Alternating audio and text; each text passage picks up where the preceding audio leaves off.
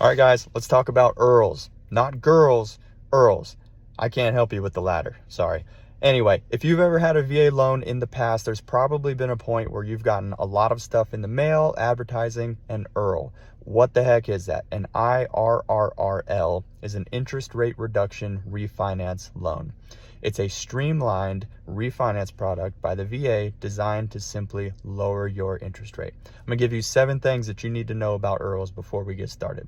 Okay, first, it does not have to be your primary residence. All right, when you use a VA loan to buy a house, yes, it has to be your primary residence, absolutely. But to do an IRRRL, you could have moved out long ago, turned that residence into a rental property or whatever. You can still do an IRRRL when rates drop. Okay, number 2, it's a streamlined refinance, meaning there's no appraisal needed and there's no income or employment verification needed. Very little paperwork needed to do an IRRRL. Number 3, the VA funding fee. The VA funding fee is still in effect for an IRRRL, but it's only half a point. So it's pretty low compared to purchases and cash out refinances from the VA, but it is still in play. If you have VA disability, you won't have to pay the VA funding fee on any VA loan to include an IRRRL ever. Okay, number 4, no cash out of pocket. So that VA funding fee of half a point plus the title fees and any other fees associated with this refi can all be rolled into the new mortgage. So it doesn't require any cash out of pocket from you. But that being said, your loan amount does go up. It won't be the exact same as your current mortgage balance, but if we're lowering your interest rate by at least half a point, usually it still makes sense. My rule of thumb is 18 months. If you plan to sell this home within 18 months, then I would not do an IRRRL or any refinance. I just don't think it's going to break even by the point where you sell. So if you plan to sell in 18 months, don't even bother.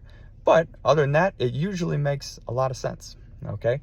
All right. Number 5, net tangible benefit. So dropping your rate by at least half a point is actually required by the VA, as well as recouping the cost of the refinance within 36 months. This protects you as the borrower from getting ripped off by lenders out there. So net tangible benefit, that's number 5. Number 6, seasoning period. So in order to do an IRRRL, we have to wait the longer of two seasoning periods. 1, 6 payments. You have to have made 6 payments, or 2, 210 days after the date when your first payment is due. So it comes out to be roughly 7 months after using your VA loan to buy a home.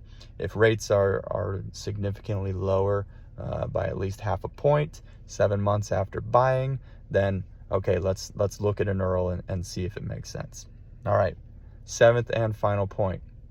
Guys, it does not have to be the lender that you used to buy your home. It can be any lender. All right, I can do your VA IRRRL in any state.